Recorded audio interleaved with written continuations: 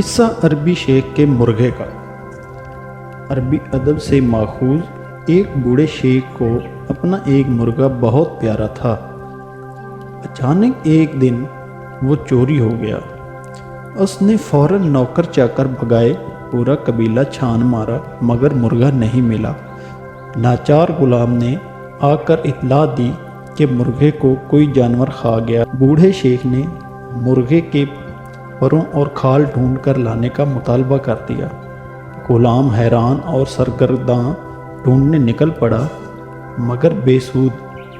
شیخ نے ایک اونٹ کاٹا اور پورے قبیلے کے عمائدین کی دعوت کر ڈالی۔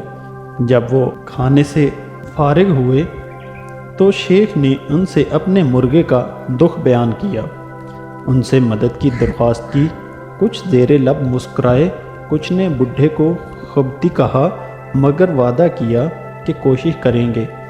باہر نکل کر مرغے کی تلاش پر اونٹ ذبح کرنے پر خوب گپ شپ ہوئی۔ کچھ دن بعد قبیلہ سے بکری چوری ہوئی، غریب آدمی کی تھی۔ وہ صرف ڈھونڈ ڈھانڈ کر خاموش ہو گیا۔ شیخ کے علم میں جب بات آئی تو اس نے ایک اونٹ پھر ذبح کیا اور دعوت کر ڈالی۔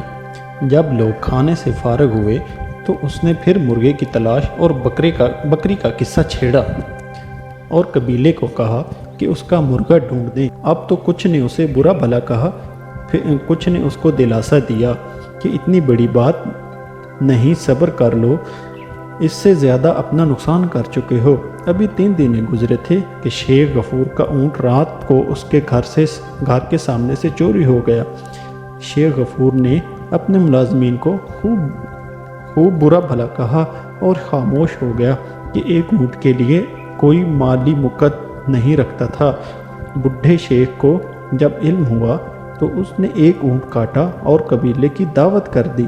کھانے سے جب فارغ ہوئے تو اس نے سرسری اونٹ گم ہونے کا ذکر کر کے اپنے مرغے کو یاد کیا اور قبیلے سے التجا کی کہ اس کا مرغا ڈھونڈ دیں۔ اب تو محفل میں خوب گالی گلوچ ہوئی اور بڈھے کو کہا کہ اگر دوبارہ اس مرغے سے متعلق کوئی حرکت کی تو پورا قبیلہ اس سے قطع تعلق کر لیں گے۔ شیخ کے بیٹوں نے بھی باپ کی اس حرکت پر مہمانوں کو رخصت کرتے ہوئے معذرت خواہانہ رویہ اختیار کیا اور شرمندہ بھی ہوئے کہ ایک مرغے کے بدلے 3 اونٹ اور شرمندگی علیحدہ۔ یقیناً ان کا باپ اب سٹھیا گیا تھا۔ 15 روز گزرے تو قبیلے کی ایک لڑکی کنویں سے پانی بھرنے گئی اور پھر واپس نہیں آئی۔ گاؤں میں کوہرام مچ گیا، پورے علاقے کی عزت داؤ پر لگ گئی۔ نوجوان نے جتھے بنائے، تلاش شروع کر دی۔ پہلے گاؤں، پھر ارد گرد، پھر مزید گاؤں کے لوگ شامل ہوئے اور ارد گرد کے گاؤں سے معلومات کی گئی تو پتہ چلا کہ کچھ ڈاکو قریب پہاڑ کے ایک غار میں کچھ عرصہ سے رہتے ہیں۔ گاؤں کے لوگوں نے چھاپا مارا، وہاں لڑائی ہوئی، اموات ہوئیں اور لڑکی برآمد کر لی گئی۔ لوگوں نے وہاں اونٹ، بکری اور مرغے کی باقیات بھی ڈھونڈ لی۔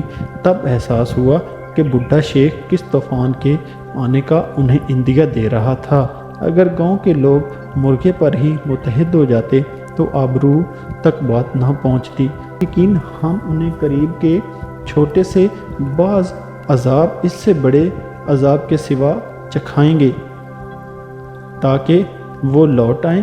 یہ اللہ کریم کی سنت ہے کہ وہ بڑی تکلیف سے پہلے چھوٹی سی تکلیف تنبیہ فرماتا ہے تاکہ اہل عقل سمجھ جائیں اور اپنے زیر تسلط قوم اور اپنے زیر تسلط اپنے ریوڑ پر توجہ دیں، اس سے قبل کے بھیڑیے نوچ کھائیں۔